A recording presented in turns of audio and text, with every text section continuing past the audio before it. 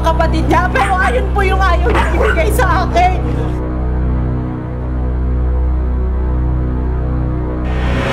Sa Bitag Headquarters, isang 20 anyos na ina ang umiiyak at nagsusumbong sa amin. Ayaw daw ibigay ng kanyang biyanan ang kanyang sanggol na anak. Nasaan yung anak mo? Sa biyanan ko. Saan ka nakatira ngayon? Sa biyanan ko na natin ngayon. Bakit ka umalis sa biyanan mo? Kasi nga po, una po ayaw po talaga sa akin ng biyanan ko. Anong sabi ng mister mo? Sana daw po nag-islam ako, inantay ko siya. Ang biyanan ko po, wala akong problema. Sila lang po yung galit sa akin na ayaw nila. Dito kasal ka sa kanya? Hindi rin. Sabi niya mag-antay lang. Kaso ayaw ko ng biyanan ko dumating sa point ko. Saan nakatira ang biyanan mo? Sa Project E po. Dahil hindi na bago sa Bitag ang mga ganitong klaseng kaso, kilos prontong umaksyon ang Bitag. This is what you're gonna do. Tomorrow, I want you to coordinate. I want you to contact the DSWD. I want you to contact Women's and Children's Division. All right? And I want you to be able to work on this for possible rescue. Kilos pronto lang to. Ubuli natin yung bata. Sinamahan ng Bitag ang inang si Bernadette sa Department of Social Welfare and Development or DSWD ng Quezon City. Labas ko ng clinic, sabi ko, Mami, sige po, sa inyo na ako po. Ayusin ko lang po yung area ko na pagdaan ng buhay. Kasi, hindi sige. Una po yun, okay pa. Uwi ko pa sa bahay, na ano pa po sa kanila, babalik ko. Hanggang dumating po sa point na ayaw na. Nung kukunin ko yung anak ko, dumating po sila sa bahay ng galit. Sabi nila sa akin, sawapin nila tayo. Agad nakipag-ugnayan ng DSWD ng Quezon City sa Women's Desk ng Police Station 3 upang maibilik sa inang si Bernadette ang kanyang sanggol na anak.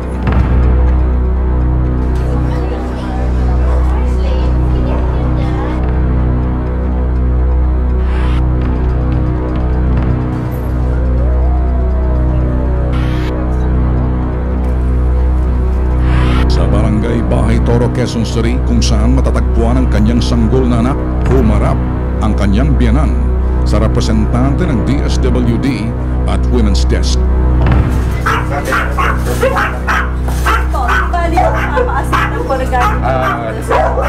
Pero kasi sa amin na yung bata at saka siya, gusto namin nalaman ang kapasitin niya kung kaya ba niya buhay ng bata. Kasi pag kung doon po sa kapasidad ng nanay, na sabi niyo kung gusto mong malaman, walang problema. Kasi po, may report na po sa DSWD yung bata. Subalit, pilit pa rin ang mamatigas ang biyanan niyang lalaki. Halimbawa yung bata, yung pagkaalaga sa bata, yung pagkain kanya, ng bata. Ano ngayon? Di ba ganito tatay? Sa ngayon po kasi, wala yung tatay mo na. Wala po. Sa ngayon po, ang pagsusuporta doon sa bata. Ito, sabi niyo yung father. Maya-maya lamang pumasok na sa eksena ang kanyang biyanan na babae. Giit nito, ang ama raw ng batang mas may karapatan sa bata. May pinanghahawakan daw silang kasulatan.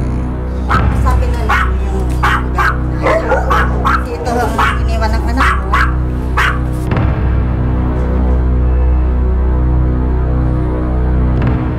Ayon kay Attorney Luke, hindi raw kinikilala ng batas ang anumang kasulatan na ginawa ng ama ng bata. Whatever kind of writing the father of that child made is void because it is contrary to law. Okay? Hindi siya alinsunod sa batas, therefore wala siyang visa. Subalit, pinag-iigitan pa rin ang kanyang biyanan na babae. Kung sino-sino pang pinaharap nito sa DSWD Women's Desk at Bitag, maharangan lamang ang pagbawi ng ina sa bata. Halimbawa po nanay custody ang kaso, automatic po yan on the spot, i-order po ng court. Kasi hindi niya kayang alagaan ng bata. Ganito po, Nagkumpronta na yung isa para. kung doon po sa kapabilidad ng nanay, kung pwede kayong halimbawa napunta sa nanay ang custody ng bata, under na po sila ng DSWD. So, i-monitor po sila. Kung nakita po na walang kapasidad yung nanay, kami po mismo ang kukuha at ibabalik sa inyo. ng bata ay sa nanay. Lagi dito po na. Si Ate yan. Hindi naman namin gagawin. Una, andito pala sila, pinaupahan sila. Lagi siyang wala. Mami, alam mo po, ang tagal ko na po sa inyo nakikiusap. Mami, pera mo po ng anak ko. Ako po ang nanay, ako po nanghihiram sa inyo. Mami, alam ko po yung pag-aalaga niyo. Sa akin po, gusto ko makasama ng mga kapatid niya. Pero ayun yung ayaw niya ibigay sa akin. Mami, iniwanan ko mami sa nanay ko. Ano kailangan ko po magtrabaho. Klaro ng nanay mo. Susugal. Mami, ang sa akin, gusto ko makasama yung anak ko.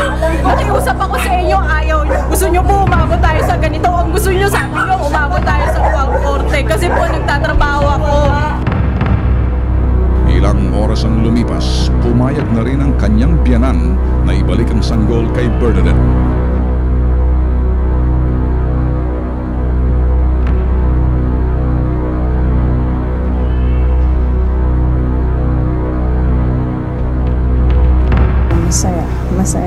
Masaya na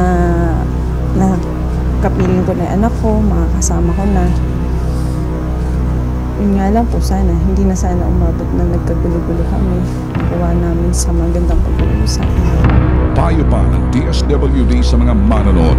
Sa mga lolo, lola, sa mga uncle, tsaka auntie na sa batas nga is basta below 7 years old ang bata, automatic po yan sa mother. Unless na yun na nga kung whatever na meron kayong kiniklaim against dun sa mother, i-prove na lang sa court. Then let the court decide kung kanino mapupunta yung bata. Pero kung wala pong nakafile na case sa court, still ang custody ay sa mother.